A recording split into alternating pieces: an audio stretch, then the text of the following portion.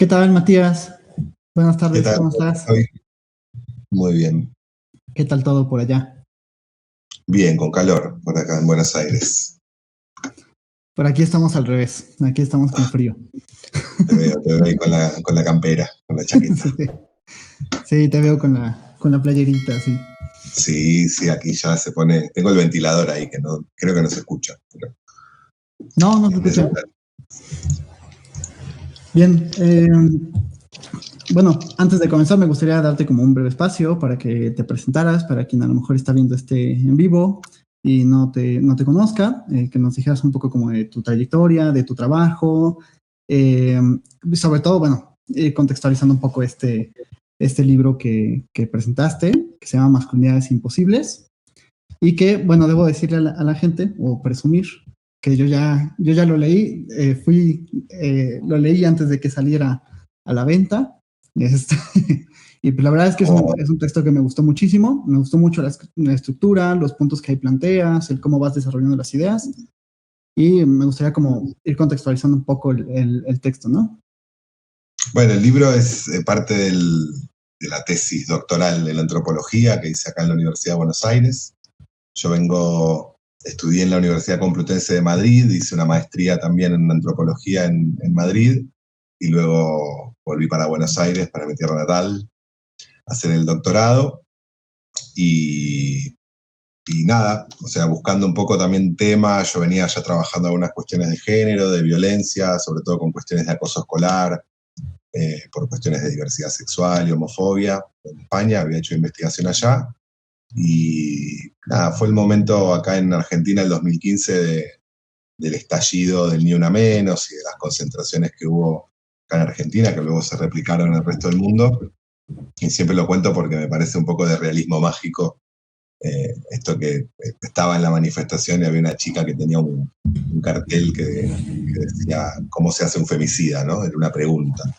Y era una pregunta, yo estaba un poco buscando tema de investigación en un momento muy particular y me pareció una buena pregunta de investigación, porque también un poco corre un poco el eje de la cuestión, ¿no? Muchas veces nos centramos en las cuestiones de violencia pensando en las víctimas, porque hay una urgencia y hay una necesidad de una preocupación de acudir ahí también en ayuda y en contención, pero muchas veces la pregunta por ellos, en este caso, siempre queda como un poco relegada y me parecía que había un tema ahí vacante y una preocupación social por el tema, así que me puse a investigar con ello y el producto, bueno, es el libro Masculinidades Imposibles.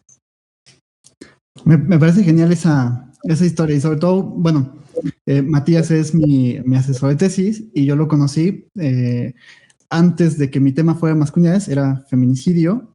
Y pues como que esa pregunta que tú te hiciste de esa manifestación me cayó como anillo al dedo. Y también a mí me ayudaste como a orientar el tema hacia esta cuestión de las masculinidades. Y me parece muy interesante cómo surge, ¿no? O sea, estás en una marcha de Ni Una Menos, que esto sucedió en 2015.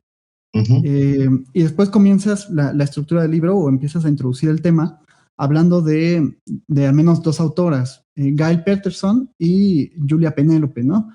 Uh-huh. Y que justamente señalan como esta cuestión de que no nos hemos centrado demasiado en las mujeres que experimentan violencia y no hemos centrado la mirada como en los varones que la ejercen, ¿no?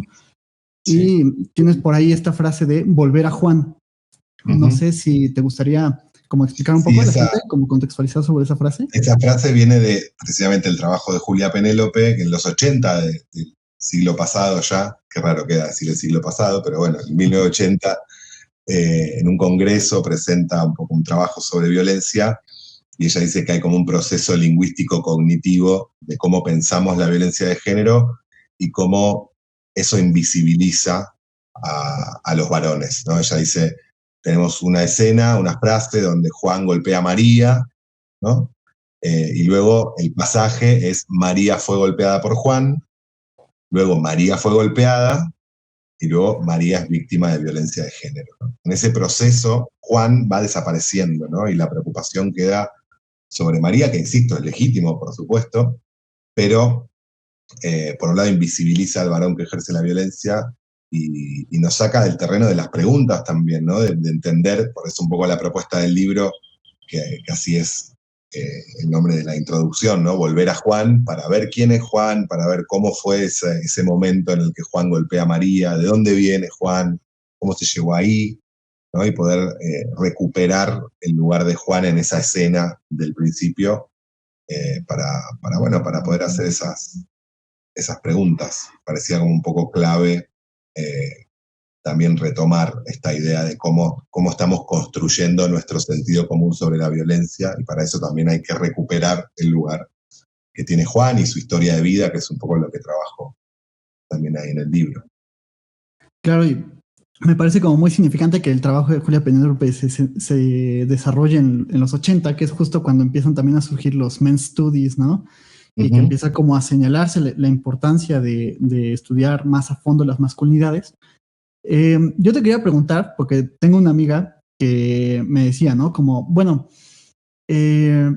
no estamos como perdiendo el foco al analizar las masculinidades. Yo sé que no es así, pero me gustaría ver cómo tú también lo piensas, porque ella me decía como, bueno, no nos estamos centrando demasiado como en los hombres, como victimizándolos, como así al centrar la mirada en ellos. ¿Tú qué piensas o cómo responderías a eso? Mira, con respecto específicamente a la cuestión de la violencia, hay una anécdota que pasó en la Asociación Pablo Besón, que fue donde yo hice el trabajo de campo, donde trabajamos con varones que ejercieron violencia, que ellos empezaron trabajando con mujeres víctimas de violencia. Y nada, cada vez tenían más grupos, ¿no? Más gente, mujeres que terminaban los grupos, volvían mujeres nuevas, ¿no? Y se integraban. Y un día, escuchando a una de las mujeres, se dieron cuenta que hablaba de un varón que era el mismo varón que había violentado a otra mujer que ya había participado en los grupos, ¿no? Entonces ahí se dieron cuenta que tenemos que trabajar con varones también, ¿no? Porque si no, ya estamos trabajando con víctimas y es como un esfuerzo como paliativo, en el sentido de decir, bueno, solo estamos conteniendo esta situación, inevitablemente van a seguir llegando mujeres si no trabajamos con los varones que ejercen violencia. Entonces, en ese sentido, dentro del campo del trabajo con violencia, me parece que nace como de la necesidad, me parece, una necesidad empírica, ¿no? La importancia de trabajar con varones que ejercen violencia. Y luego, sobre la cuestión, digamos, ya más general de los estudios sobre masculinidades y todo, me parece que hay una cuestión teórica clave, que es el género es relacional. O sea, hay muchas teorías de género, ¿no? Pero a mí, por lo menos, la que más me parece interesante y más juego me ha dado para investigar y para trabajar es la idea de que es relacional. Entonces, trabajar sobre una sola de las partes, digamos, o una de las partes, sino otra u otras, siempre va a ser una cosa que va a quedar medio cojeando, ¿no? Entonces, podemos entender algunas cuestiones de la desigualdad, pero me parece que para ir al fondo del problema y para transformar la realidad, tenemos que trabajar con todo el mundo. Y eso me parece que es clave, y de hecho en las investigaciones se nota mucho las limitaciones cuando no se tiene una perspectiva de género relacional, porque termina siendo como a veces muy esencialista el tono, ¿no? La propuesta teórica, la epistemología que hay atrás. Me parece esta idea como si hubiera cierto esencialismo, ya no biologicista si se quiere, pero constructivista, pero esencialismo al fin, ¿no? Entonces eso deja como un lugar medio difícil para poder avanzar, y si uno tiene una voluntad de cambio social y una voluntad de transformación, me parece que es clave. Y por otro lado decías esto de la victimización. Y nada, me parece que hay muchas posturas al respecto, ¿no? Sobre, bueno, esta dicotomía entre los privilegios y los costos de la masculinidad, ¿no? Entre el poder y la vulnerabilidad. Y me parece que, nada, es la tensión que tenemos que habitar necesariamente. Parece que es como una característica también del espíritu científico, ir al lugar donde hay una tensión, al lugar donde arde la pregunta, digamos, porque si no, terminamos otra vez como cayendo de un lado o del otro, ¿no? Me parece que el libro tiene un subtítulo que es Violencia y género entre el poder y la vulnerabilidad, ¿no? Y es un poco eso, no es ni poder ni vulnerabilidad, ¿no? No hay lugares puros, no hay posiciones puras, hay un dinamismo en la cuestión. Y es interesante ver cómo se articulan, cómo se intersectan los costos de la masculinidad con los privilegios de la masculinidad, cómo funciona el poder y cuánto tiene que ver la vulnerabilidad, lo que hacemos los varones con la vulnerabilidad en el ejercicio de violencia. Entonces, nada, me parece que corremos riesgos, por supuesto, siempre que tomamos una posición, pero me parece que el espíritu siempre es tratar de sostener esa tensión y tratar de no caer en lugares maniqueos del tema. Me parece genial porque yo en algún momento también te había escuchado decir que, bueno, comprender no es justificar, ¿no? Ni tampoco como ahora pasar la bolita a victimizar a los varones, ¿no? Y como decir, centrémonos ahí y descuidemos la parte de las mujeres. O sea, no va por ahí. Y también me parece como muy importante esto que señala tu trabajo, de que hay ciertas aproximaciones a las masculinidades que las terminan esencializando, formando una caricaturización, un perfil del varón agresivo, un perfil de la víctima, que también como que nombrar a alguien víctima es complicado porque también es un lugar que la congela, ¿no? O que no le permite movilidad o hacer algo con eso que está viviendo o está experimentando. Y me parece que tu trabajo trata como de desligarse de estos puntos esencialistas que hacen caricaturas de los varones para tratar de profundizar en justamente esta pregunta que habías visto, ¿cómo se hace un feminicida? O sea, ¿qué es lo que pasa ahí? Porque digo, violentos, violentas y violentes, pues somos todos, todas, todes, ¿no? Pero pues el punto es como tratar de dar cuenta por qué hay gente que asesina y hay gente que no. Sí, o digamos, yo particularmente en el libro no tomo ningún caso de varón femicida, ¿no? Pero sí, bueno, trabajo con diferentes tipos de violencia, algunas más cruentas que otras, pero nada, es interesante ver cómo se va gestando ese lugar del ejercicio de la violencia y cómo hay una cosa un poco sorprendente. Nosotros trabajamos mucho con la historia de vida en los grupos, ¿no? Con varones.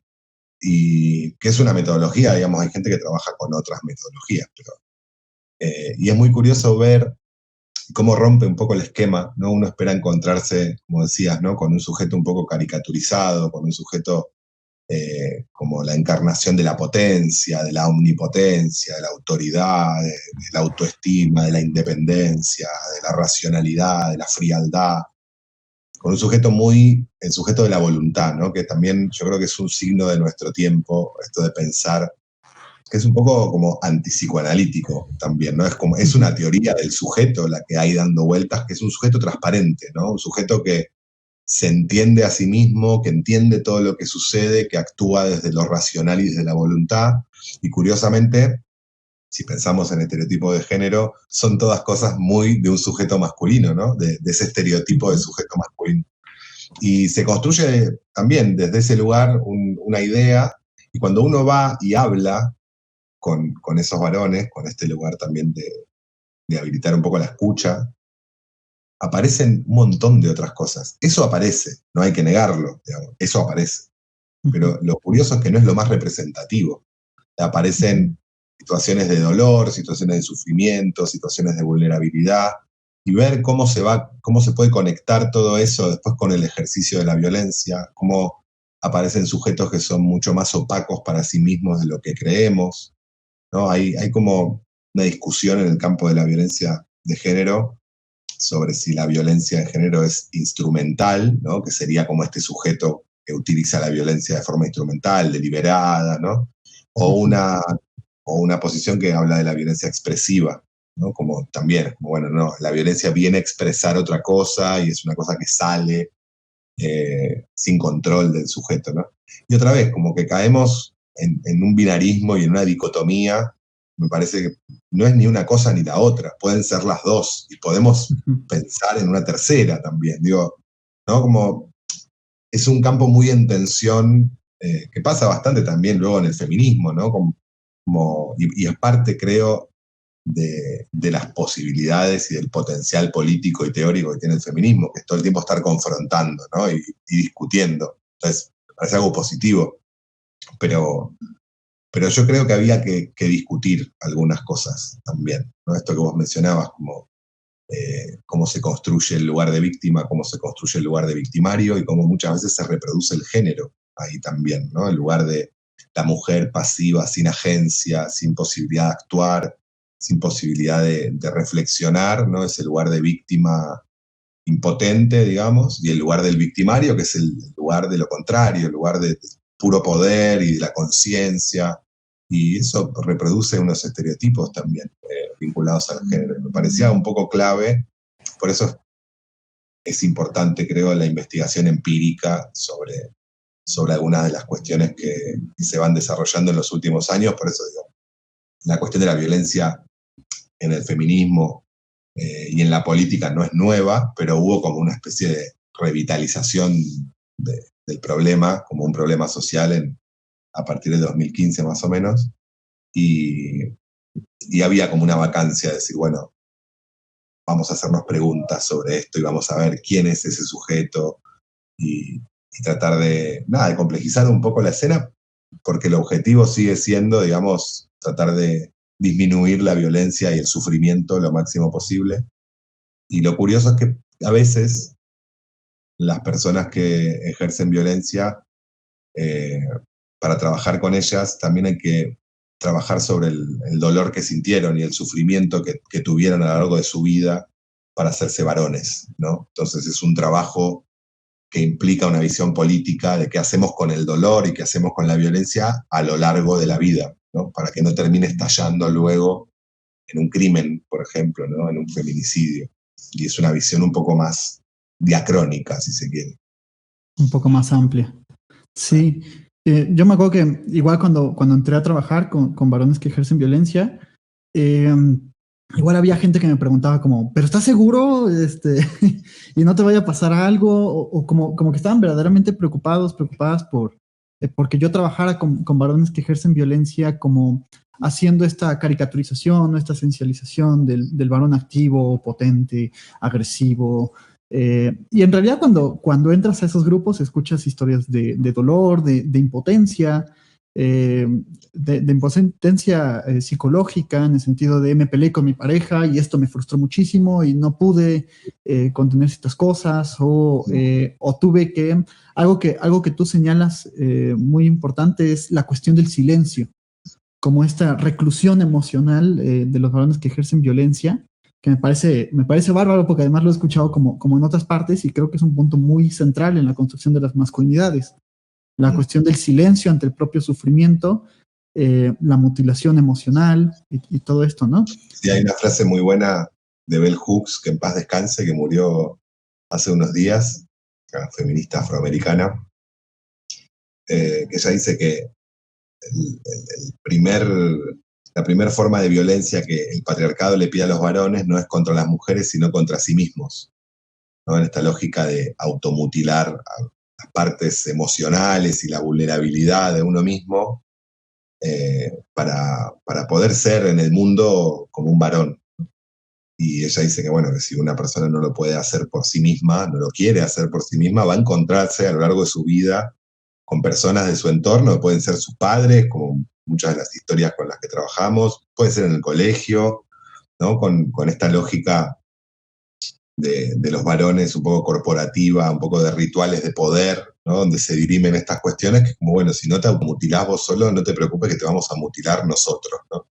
En esta lógica de producción de varones, ¿no? Y ahí aparece esta lógica de cómo para producir un sujeto que ejerce violencia hay que imprimirle violencia, ¿no?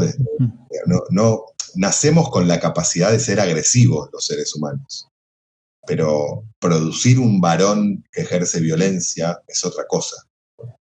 Implica construir una serie de sentidos, una serie de subjetividades, de lugares en el mundo y de maneras de entender ese mundo, que muchas veces tienen que ver con una lógica jerárquica, ¿no? Con una lógica de exclusión de la diferencia, con una lógica que tiene que ver con la homofobia, que tiene que ver con demostrar potencia, con correr riesgos, con ejercer violencia contra otros también, con tomar a las mujeres como moneda de cambio en las relaciones de poder entre varones. Entonces es todo un proceso vital, ¿no? No es una cuestión ni lineal en el sentido de una persona que sufrió violencia en su infancia vinculada al género, o una violencia puede haber sido, no sé, el padre ejerciendo violencia contra su madre, ¿no? Que hay un montón de casos también, pero no es una relación lineal en el sentido, bueno, si te pasó esto, vas a ser así, ¿no? Porque precisamente el proceso de socialización no es un proceso como si somos una tabula rasa, un lienzo en blanco que, ¿no?, la cultura nos hace exactamente como quiere, ¿no? Somos personas que tenemos posibilidades de torcer ese destino, digamos. Y entonces nos encontramos con personas que fueron también luego torciendo esas formas de... o sea, quiero decir, ningún varón, creo, salvo algún caso excepcional, no pasó por esa serie de rituales, ¿no? O sea, todos pasamos de alguna forma u otra por esos ejercicios de violencia, por esa manera de entender el mundo jerárquica, ¿no? No llores, no seas maricón, ¿no? Y esas cosas que son... Juega fútbol. Claro, son cosas un poco cliché ya ahora, pero cuando ves las consecuencias prácticas que tiene eso, esto que decías vos del silencio, por ejemplo, en la investigación que hicimos sobre acoso escolar en España, estas cosas, ¿no? De no llores, no te muestres vulnerable, ¿no? Son cosas que uno por ahí casi suenan un poco como ridículas, ¿no? Como, bueno, pero tampoco es para tanto, ¿no? Es como, bueno, pero luego cuando vos ves, por ejemplo, nosotros preguntábamos en la investigación qué hacían los chicos y las chicas cuando sufrían violencia en la escuela. Y era muy curioso ver la distribución por género de lo que hacían. La mitad de los varones, el 50% de los varones, no le contaba a nadie que sufría violencia en la escuela. Y las mujeres, la mitad se lo contaba a sus amigas, a su familia, ¿no? Y luego iba cambiando esa distribución, pero era muy significativa la diferencia, ¿no? Del silencio en los varones, de decir, bueno, me pasa esto, pero me la tengo que aguantar, porque si encima yo lo cuento, puede pasar, ¿no? En tu casa, y tu propio padre, tu propia madre, tus hermanos en el barrio, te pueden decir, maricón, tampoco vas a venir acá, ¿no? Que la violencia, esto es una tontería, son cosas de niños, ¿no? Al final, no reaccionar con violencia o no bancársela, no soportarla, también es una cosa que hace como perder prestigio a los varones y no ser reconocidos como tales. Entonces, el silencio va fraguando también situaciones que luego, estos eran chicos jóvenes, pero luego en la investigación con varones que eran mucho más grandes, yo me acuerdo situaciones que a mí me sorprendían un montón, porque yo, no sé, llevaba un año trabajando en un grupo, por ejemplo, y uno de los varones cuando lo entrevisté me dice, esto que te voy a contar nunca se lo conté a nadie, en una entrevista individual, ¿no? Me parecía increíble, ¿no? Era un tipo grande, un tipo de 40 años, ¿no? Y por primera vez en su vida me estaba hablando de algo, y lo estaba haciendo conmigo, ¿no? En un contexto también de cierta contención y de cierta seguridad, y era una cosa terrible que le había pasado cuando era adolescente, ¿no? Vinculada a la violencia, precisamente, una violencia más estructural, más de clase, más de barrio, ¿no? Pero una situación que fue traumática para él. Y aparecen estas escenas así, u otro varón que decía, yo aprendí a hablar en Alcohólicos Anónimos. Decía, yo no sabía que hablar hacía bien. Yo aprendí que hablar hacía bien cuando fui a Alcohólicos Anónimos. Y también un tipo grande, ¿no? Con cosas que son realmente sorprendentes del lugar que tiene el silencio en la vida de los varones. Entonces, cuando trabajamos con estas cuestiones, con estas historias, con estos varones, es clave este lugar de empezar a habilitar que esto que nos sucede, que la vulnerabilidad, etcétera, puede no ser tomada para ridiculizar al otro, para humillar al otro, sino para contenerlo. Y ese también es un aprendizaje que los varones hacen en los grupos. Se dan cuenta a veces por primera vez en su vida que mostrarse vulnerables no los expone a la vergüenza, a la humillación, sino a la contención. Y eso es un cambio para ellos importante que después tiene resonancias y cambios en su propia vida, en sus propios círculos, en sus propios vínculos. Claro, y bueno, pienso que a los varones hay esta exigencia de renunciar a tres cosas. Por un lado, a la cuestión de parecer infantil. Por otro lado, la cuestión de parecer maricón u homosexual. Y en un tercer momento también evitar la propia feminidad. De ahí que, por ejemplo, me hiciste pensar en una autora que se llama Elizabeth Badinter, que es desde el psicoanálisis, que dice: tenemos un hombre enfermo y mutilado porque no puede reconciliar también estas partes, ¿no? E integrarlas en sí mismo. Y bueno, eso por supuesto tiene también sus consecuencias. Veo que en el trabajo que hiciste en este libro, haces un pasaje de las teorías biológico-deterministas, los aportes de la criminología, etcétera. No sé si te gustaría como explorar un poco más por ahí o profundizar un poco más por ahí. En un primer momento hablas como de los chimpancés y los bonobos, estas teorías que había de que nosotros somos agresivos por nuestro parecido a los chimpancés, pero luego resulta que no, que nos parecemos más a los bonobos. Sí, lo que pasa si te gustaría. Sí, son en la primera parte del libro como un recorrido de cómo se va construyendo nuestro sentido común sobre la violencia y las explicaciones que hay sobre la violencia masculina.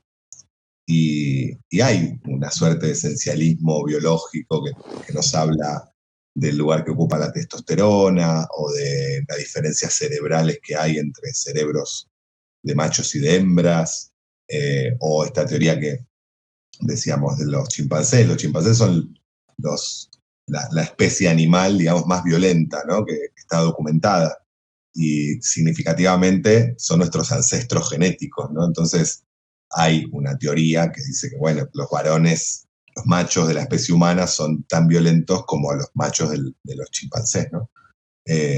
Lo curioso es que después cuando se investigó también a los bonobos, que son otros ancestros genéticos nuestros, compartimos la misma carga genética con los chimpancés que con los bonobos, lo que se vio es que los bonobos se comportan de forma completamente distinta, no dirimen las cuestiones del poder a través de la violencia, sino a través del sexo, a través de la sexualidad.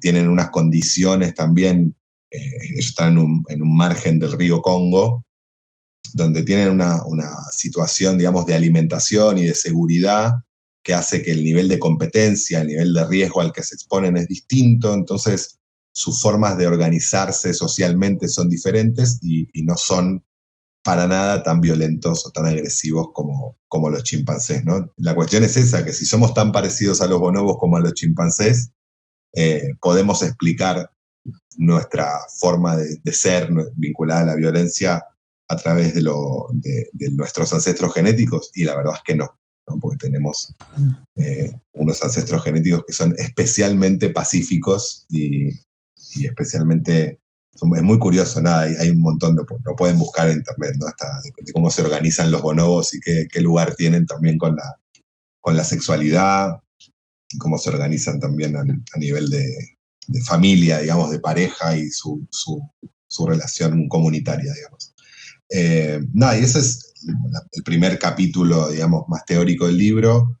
Luego hay un recorrido por lo criminológico, por los perfiles como más, esto que decías antes, ¿no? Como los tipos de varones que ejercen violencia, los perfiles psicológicos, una idea también un poco criminológica, vinculada a una forma también de organizar el mundo como los sanos y los enfermos, ¿no? Como si fuera una cuestión muy patologizante de ejercicio de violencia y una cosa muy de hacer tipologías, de medir y de buscar como una organización positivista, ¿no?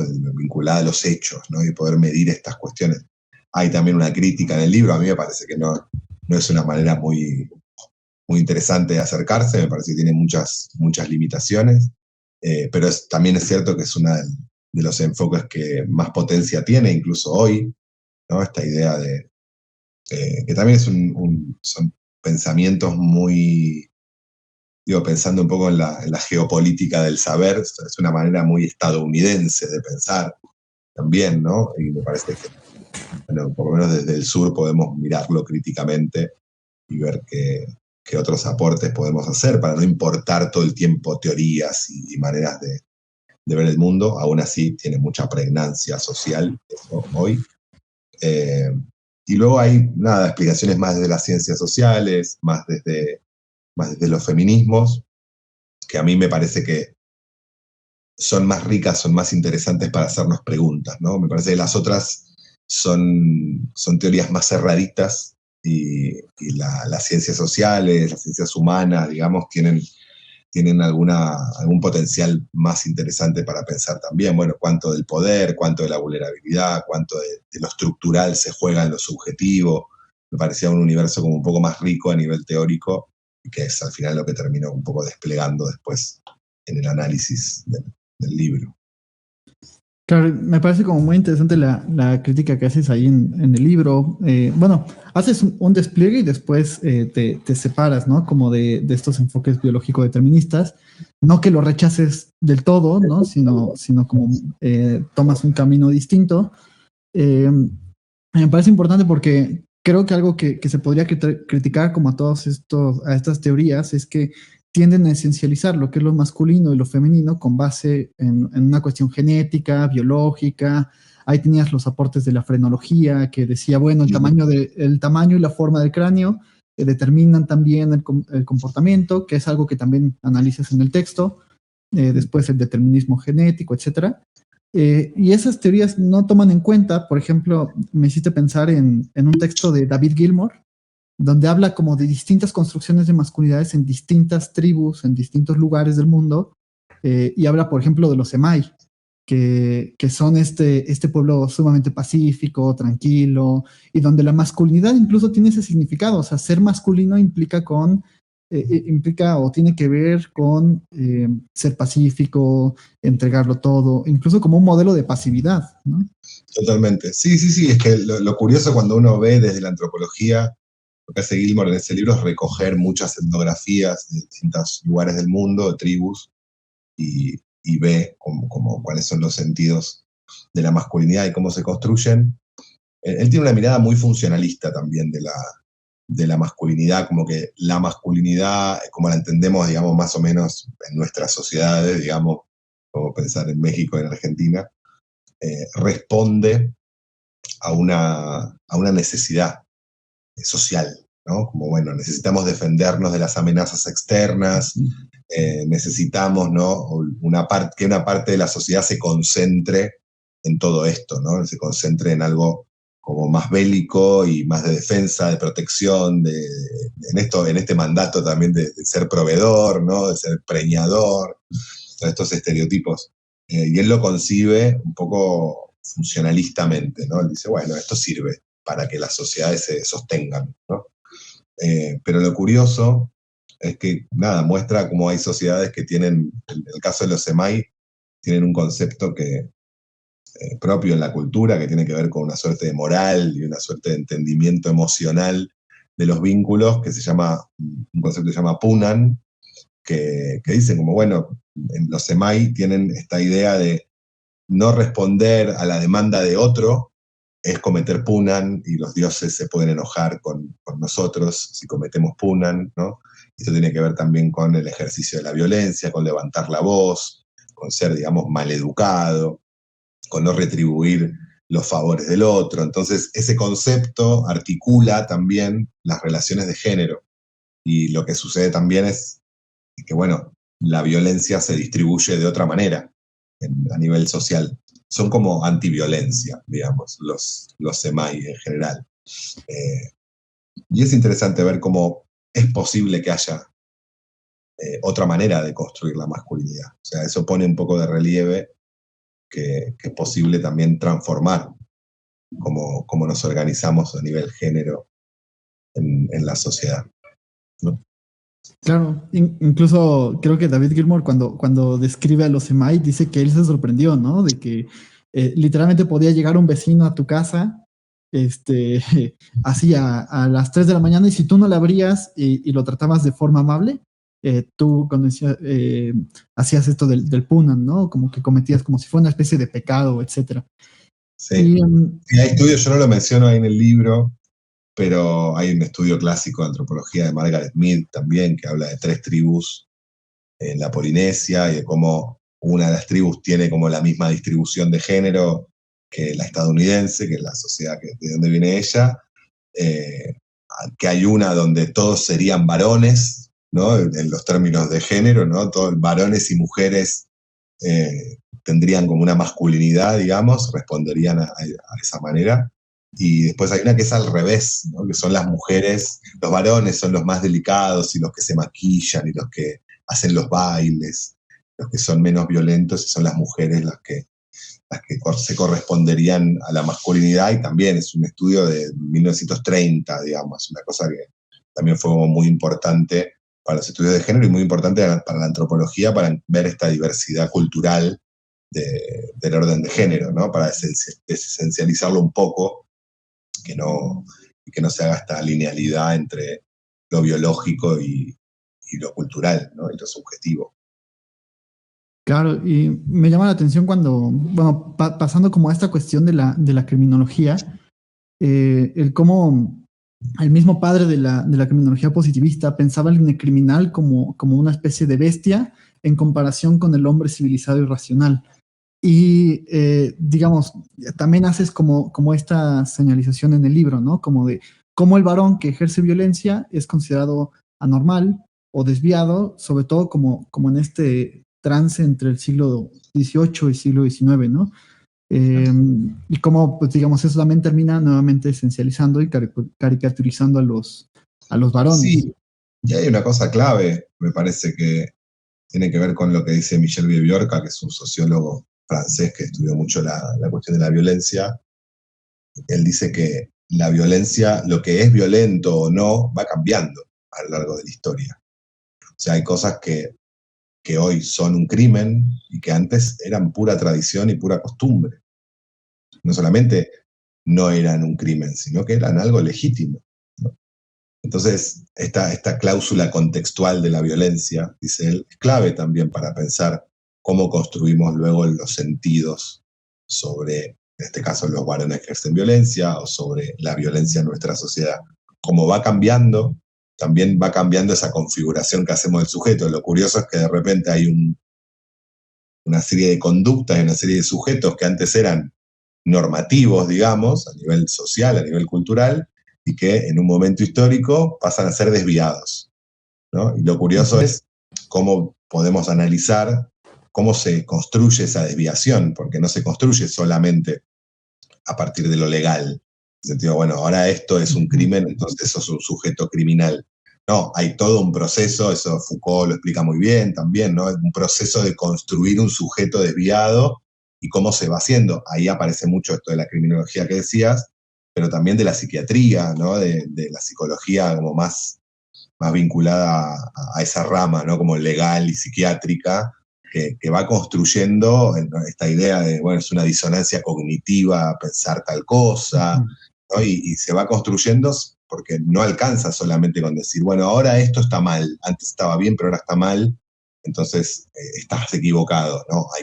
Se hace un proceso, ¿no? Y me parece que en esos procesos, que son, nada, perfectamente comprensibles, si uno lo quiere entender así, pero me parece que son problemáticos para pensar en cómo podemos transformar la realidad. Digo, si solamente lo que vamos a hacer es construir una desviación, ¿no? Decir, bueno, esto ahora no se puede, no es legítimo, es ilegal, me parece que no estamos contribuyendo, o sea, solo contribuimos a una suerte de punitivismo y una suerte de psiquiatrización de los problemas y no una idea de cambio y de transformación. Me parece que es clave también el espíritu que uno tenga a la hora de construir conocimiento, de enfrentarse a esa realidad, ¿no? Y para en mi caso, no pretendo abonar a una teoría que sostenga el punitivismo, digamos, que termine siendo, bueno, se trata de criminales solamente.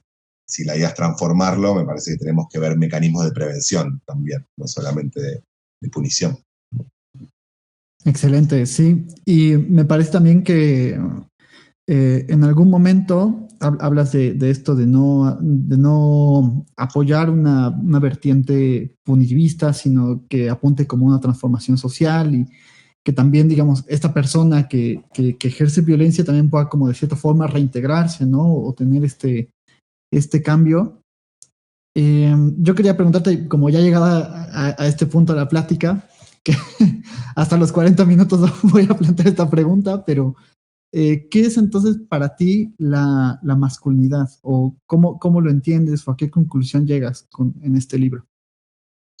Mirá, es como el tema también, ¿no? Como, bueno, ¿qué es la masculinidad? Yo voy a pecar de antropólogo quizá, pero me parece que la masculinidad es una pregunta. O sea, me parece que la masculinidad como concepto es una herramienta de análisis. Y es la definición que a mí más me sirve para comprender cómo se distribuyen, ¿no? estas ideas de, bueno, de qué implica ser hombre en una sociedad, en una cultura, en un momento determinado de la historia, en un vínculo particular también, porque no todo significa lo mismo, ¿no? No en todos los momentos se pone en juego de la misma manera los sentidos, ¿no? sobre lo que es ser hombre. Eh, pero me parece que es una herramienta de análisis. Hemos construido, digamos, algo para pensar en la desigualdad, para pensar en la violencia, para pensar en las estructuras de poder, en lo jerárquico, en cómo se organizan estas cuestiones a nivel social. Y eso, en ese sentido, digo, esa definición, esa manera de pensarlo no es mía. Joan Scott piensa el género, una historiadora estadounidense también dice que el género es una categoría analítica, digámoslo. Se utiliza, ella dice que es mejor utilizarla para interrogar la realidad que para describirla. Y a mí me parece muy interesante esa manera de verlo, como la masculinidad no existe en sí. La masculinidad es una pregunta, una herramienta para hacernos preguntas y para ver lo que querramos ver, ¿no? Y ahí es importante cómo formulamos también las preguntas. Hay un texto clásico que se llama Masculinidad Hegemónica, repensando el concepto, que de Connell y Messerschmitt de 2005 que estaba en inglés, hasta hace poco lo tradujimos con un colega al castellano, lo pueden encontrar ya en internet, que es interesante porque analiza un concepto muy clave, ¿no? en el pensamiento sobre estas cuestiones, y analizan un poco, dicen, bueno, pero la masculinidad hegemónica no es una serie de características, ¿no? No es, la masculinidad hegemónica no es ser alto, fuerte, no sé, agresivo, ¿no? Es reproducir una lógica jerárquica, ¿no? Entonces, se distancia un poco de esta idea de que la masculinidad tiene que ver con características, ¿no? Y tiene más que ver con procesos sociales, con relaciones sociales, con contextos. Me parece un poco clave también poder pensarlo de esa manera, porque tiene más potencial para trabajar que la mera cuestión de que sean, por ejemplo, características o rasgos de la personalidad, porque si no, al final se convierte en un concepto meramente descriptivo y cierra muchas veces los sentidos más que abrirlos o ponerlos en tensión, digamos. Ok, y bueno, me gusta también la definición que haces en el texto sobre el poder, porque termina, cuando hablamos de masculinidad, como que normalmente la asociamos nuevamente con la violencia, con el ejercicio del poder, de la dominación masculina, etcétera.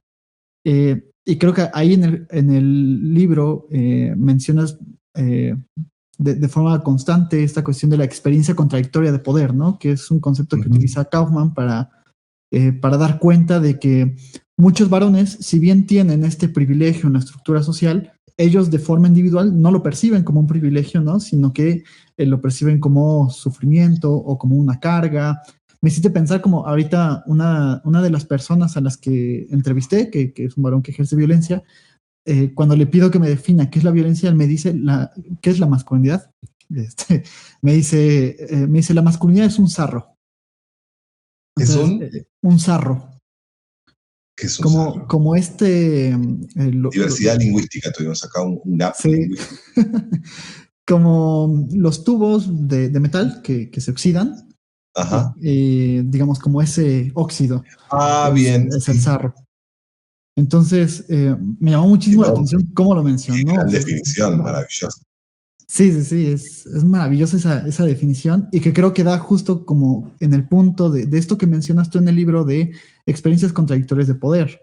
Es decir, Ujú. en lo social tengo un privilegio, pero yo de manera individual no lo vivo como un privilegio, ¿no? Sino como una carga, como un Como algo sarro, como algo que está corrosivo, ¿no? descompuesto, corrosivo.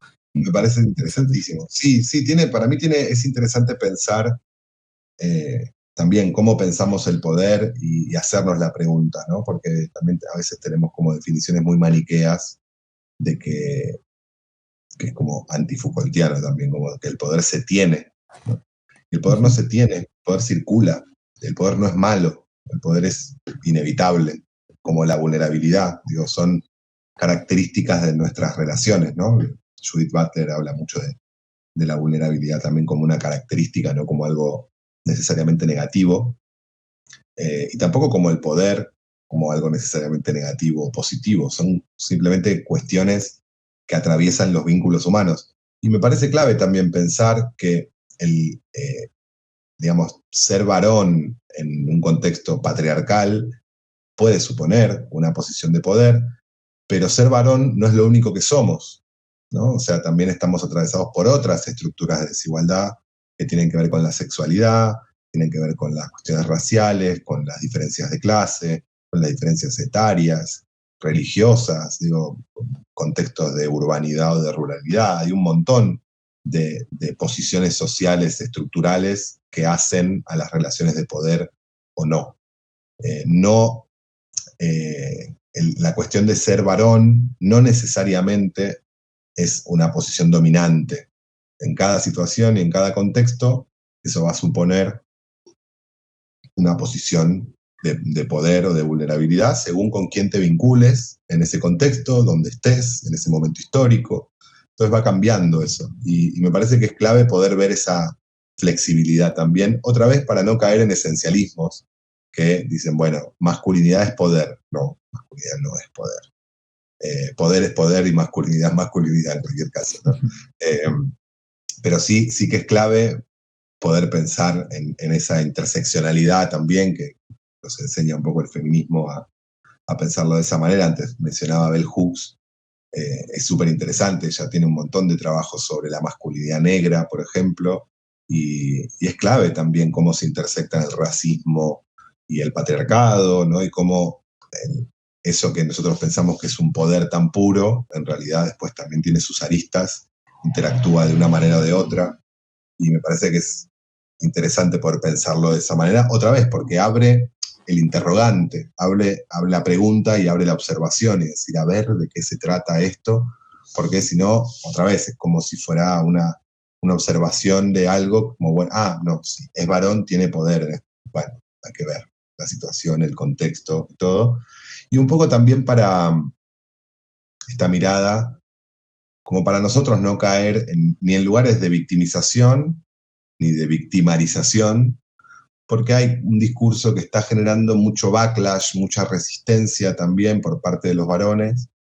El privilegio es invisible, digamos, para las personas privilegiadas, eso está claro, ¿no? Yo siempre lo digo un poco por autorreferencia, pero bueno, cuando yo me fui del país me di cuenta que era argentino y que era sudamericano. Yo no sabía que era argentino y que era sudamericano hasta que estás en un contexto social que te dice, sos un sudaca. Wow. O sea, de repente soy un sudaca, porque ¿un estoy en sudaca? un lugar. ¿Qué significa? Un sudaca es una expresión despectiva hacia un sudamericano, que se dice en España, Ok, ¿no? ok. Y son cosas que cambian, digamos, lo que yo soy y cómo soy leído cambia según el contexto. Y uno se da cuenta de lo que es en determinadas situaciones o no, ¿no? Depende de lo que suceda. Y me parece que es clave que podamos hacer los ejercicios para ver cuáles son nuestros privilegios y cuáles son nuestras vulnerabilidades, todas, no solamente las cuestiones de género, para poder, digamos, comprender mejor el mundo también y manejarnos de una forma que sea más justa también con todo el mundo, ¿no? Me parece genial y incluso cuando leía tu trabajo, algo que me gustó bastante es que haces como esta separación de poder y violencia, ¿no? Como el dejar de pensar que necesariamente el poder tiene que ver con esta situación de una opresión activa, ¿no? Y de carga negativa. Y también separarla de lo que es la violencia, ¿no? O sea, que no se ejerce, por ahí haces como esta afirmación de que no se ejerce violencia porque se tenga el poder, sino que se ejerce violencia como un medio para alcanzar el poder, ¿no? O sea, precisamente como no se tiene el poder, se ejerce violencia para llegar a él, ¿no? Y que tiene que Sí. ver también con deshacer esta idea del varón eh, como que está como en este lugar privilegiado, ¿no? Y que a través de ahí ejerce violencia, ¿no? Como Sí. centrado en un trono, etcétera, ¿no? Como, Claro, ahorita no sé esa es imagen. como una definición de la violencia como abuso de poder, medio en Ajá, el sentido común, ¿no? Y a mí me parece que en algunos casos sí, y en otros no. La violencia puede ser precisamente, puede aparecer cuando el poder decae, no cuando el poder está en su máximo esplendor. Eso, digamos, tiene que ver también con esta distinción entre poder y violencia, como el poder se sostiene por la legitimidad, no se sostiene por la violencia. Eso es una cuestión de teoría política, ¿no? Sobre la violencia y sobre el poder. Un sistema, una estructura, una persona que tenga poder no necesita usar la violencia, porque el poder convence, el poder seduce, el poder tiene legitimidad, no necesita de usar la violencia. La violencia aparece cuando el poder decae, cuando la legitimidad decae. Lo pensamos en violencia estatal, por ejemplo, ¿no? Vinculada a la violencia institucional. La violencia institucional aparece cuando los mecanismos del poder no funcionan, ¿no? La gente, cuando se transgreden las normas, que es ir en contra del poder establecido, y el poder necesita usar la violencia para restituir esa desviación, ¿no? Pero si un Estado recurre sistemáticamente a la violencia, pierde poder, pierde legitimidad, porque la violencia no construye el poder, lo destruye. Entonces, eso es una frase de Hannah Arendt, ¿no? Que también pensó mucho en la cuestión del poder. Y es interesante ver cómo, bueno, la violencia, en el caso de la violencia de género, puede ser un abuso de poder, sí, pero también nos puede decir otra cosa sobre el poder. Nos puede demostrar que el poder decae y que aparece la vulnerabilidad y cómo los varones nos enfrentamos a esa vulnerabilidad, ¿no? Muchas veces con un ejercicio desesperado de la violencia, como para tratar de restituir un poder en una cosa un poco paradójica, porque jamás la violencia sostiene, construye el poder, mejor dicho. y que también mencionas esta cuestión de la violencia bidireccional, ¿no? O sea, que no hay que pensar la violencia también como de una manera unilateral, sino algo que se juega también en las relaciones, que haces como esta discusión con dos autoras que también me encantaría conocer y me encantaría que pudieran estar por acá, Mariana Palumbo y Gregory Filomena, que hablan de que la violencia ocurre en las parejas como una forma también de conducirse hacia la reconciliación, reconciliación y la erotización del vínculo, ¿no? Y que no necesariamente es de los varones, sino que también pues es pensar la violencia como algo relacional y no tanto como una cuestión unilateral. Claro, sí, a ver, hay una realidad, digamos, que como tendemos a pensar en la violencia masculina también, porque es la violencia más letal. Entonces, digo, ahí aparece la urgencia y aparece la necesidad de pensarlo en ese sentido, pero después, digamos, cómo se distribuye la violencia en un vínculo. Bueno, cada vínculo también tiene su manera de relacionarse con la violencia. Esto que mencionabas vos, que dice Mariana Palumbo y Filomena Gregori, de cómo muchas veces esta idea del conflicto en la pareja es una forma de volver al lugar de erotismo, al lugar del deseo, al lugar del reconocimiento, que eso me parece como una palabra muy clave también para pensarlo, ¿no? Como muchas veces en el ejercicio de la violencia se restituye una posición masculina y se restituye una posición femenina en una pareja, Y eso, o sea, lamentablemente, de hecho eso lo dice Filomena, es súper interesante, dice, lamentablemente ahí está como el punto ciego de la violencia, ¿no? Cuando la violencia se establece en una relación como un mecanismo propio de la pareja y se termina convirtiendo en una trampa, porque es especialmente peligroso para las mujeres, porque los varones generalmente el ejercicio de violencia que pueden hacer es mucho más letal que el de las mujeres, ¿no? El ejercicio físico de violencia predomina mucho más en los varones. El de las mujeres quizás es una forma de violencia más psicológica, más emocional. Entonces, hay una asimetría en el ejercicio de la violencia, igual, ¿no? Eso es clave también.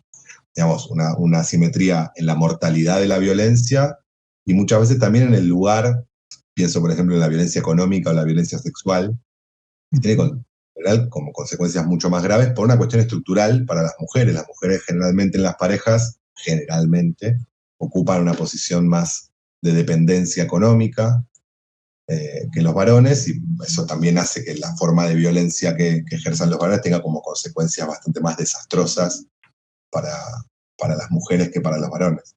Pero sí que es importante también no, otra vez, no esencializar como si las mujeres no fueran violentas por naturaleza o no fueran agresivas por naturaleza y los varones sí, porque eso también otra vez reproduce unos estereotipos de género que son problemáticos también.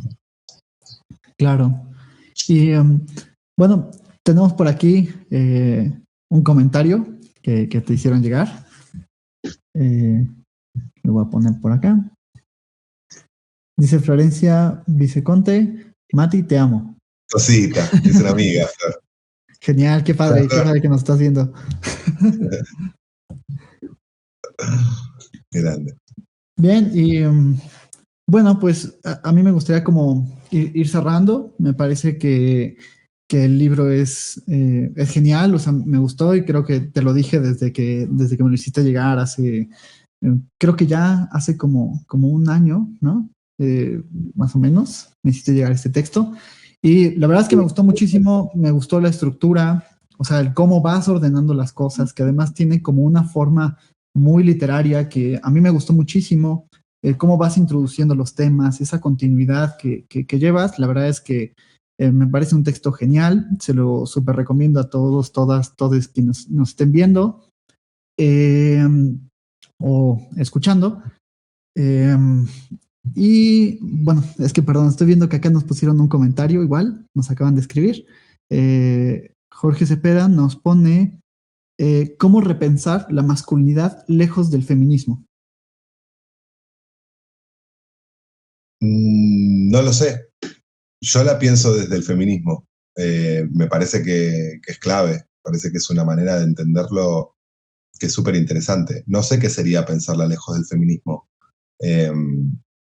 Creo que en este momento histórico hay cierta reticencia con el feminismo también a pensar la cuestión de la masculinidad, pero conectando un poco con lo que decíamos al principio, no se puede pensar, creo, lejos del feminismo. Porque otra vez, el género es relacional. Digo, si entendemos el feminismo como un movimiento social que busca la igualdad o la desjerarquización de género, ¿no? Yo lo entiendo así. Entonces, me parece clave, digo, la masculinidad es algo que está íntimamente ligado a los sentidos de la feminidad y a cómo se construyen esas diferencias y esas desigualdades y esas jerarquías en base al género. Así que con esa definición de feminismo y con esa definición de masculinidad, no veo por qué tendríamos que pensarlo fuera del feminismo.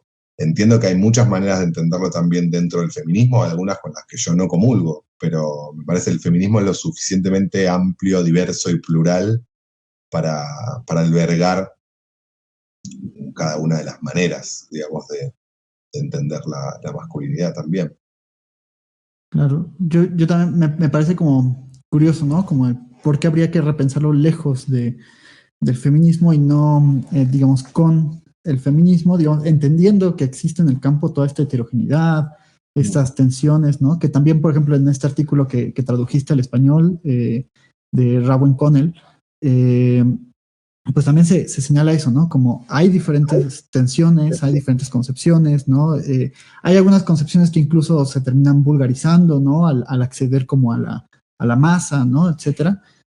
Pero me parece que habría que pensarlo con el feminismo siempre también tomando en consideración una postura crítica, ¿no? O sea, es decir, Sí, sí, no propia también, dogmatizando.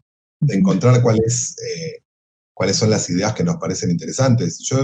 Hay un libro de Bell Hooks, me van a perdonar la reiteración, pero hay un libro de Bell Hooks que se tradujo al español, se consigue el PDF en internet, que se llama El feminismo es para todo el mundo. Es un librito de divulgación cortito que introduce un montón de estas tensiones e introduce su mirada. Ella tiene una mirada no separatista también sobre el feminismo, muy integradora, muy de reconciliación, que me parece brillante y maravilloso. Invito al compañero a leer el libro, por ahí le parece interesante. Y después sí, también hay otra cosa. Creo que mucho de lo que se cree del feminismo no tiene que ver con conocer el feminismo, ¿no? En esta cosa del rechazo que nos genera muchas veces a los varones la cuestión del feminismo.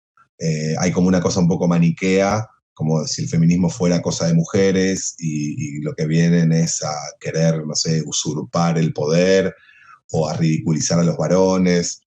A ver, el feminismo no es, como corriente de pensamiento y como movimiento político, no es lo que vemos en las redes y en los memes. El movimiento feminista es un movimiento de pensamiento y de política súper, súper interesante y súper fértil, que no alcanza la vida para leer todas las discusiones que hay sobre el feminismo, incluso las discusiones que hay sobre qué lugar tienen que ocupar los varones o qué es la masculinidad.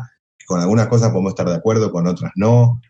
Pero me parece que mi visión es que tenemos que formar parte también de ese movimiento y de poder pensar cómo podemos acompañar donde toca acompañar y donde toca hacerse cargo de las cosas y poder pensar con el feminismo nuestra propia vida y nuestro propio lugar social. Así que, nada, en general yo siempre invito como a seguir pensando y a seguir leyendo porque a mí el feminismo me ayudó muchísimo también a entender un montón de cosas sobre mi vida, y no solamente mi lugar de privilegio como varón, sino también mucho del sufrimiento que yo viví a lo largo de mi vida por ser varón.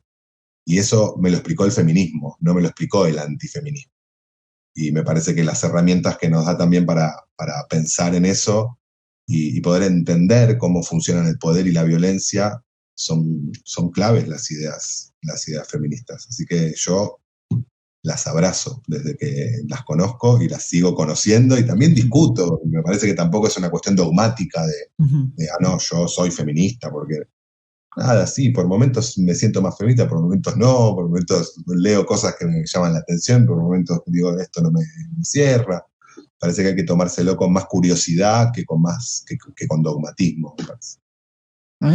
Yo también coincido enteramente con esa postura y también me parece que, bueno, el feminismo, la teoría feminista también es algo que lleva desde la ilustración.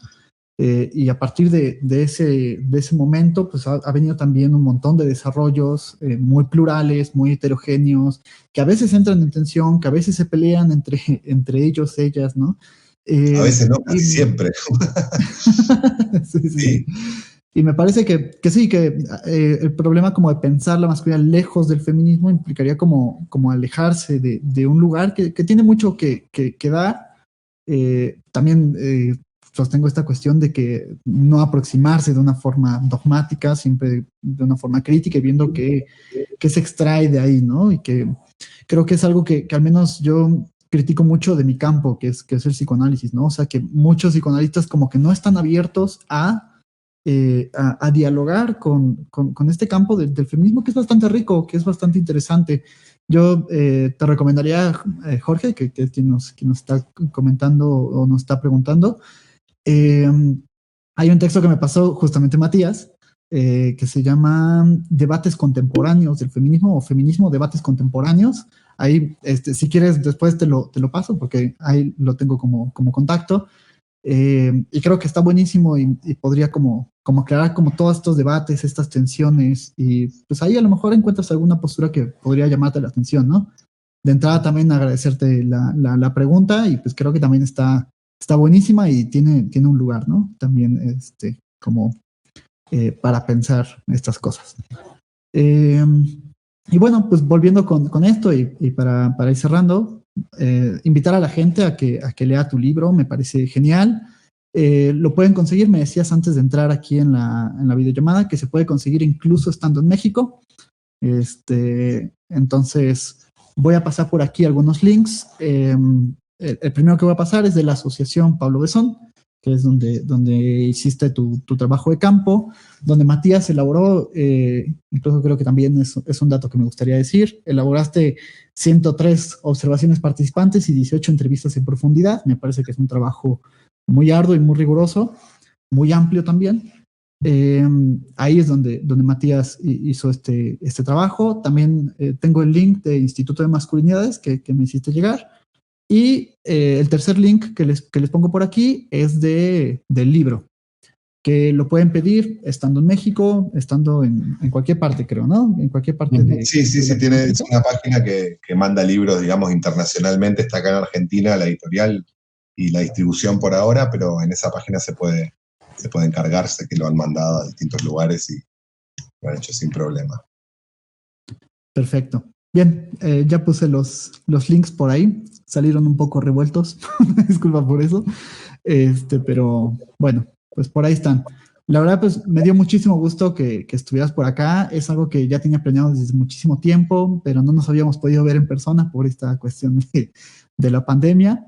Me gustaría en algún momento, cuando pudiéramos vernos de forma presencial, es algo que te dije también detrás de las cámaras, pues poder grabar para el proyecto del podcast.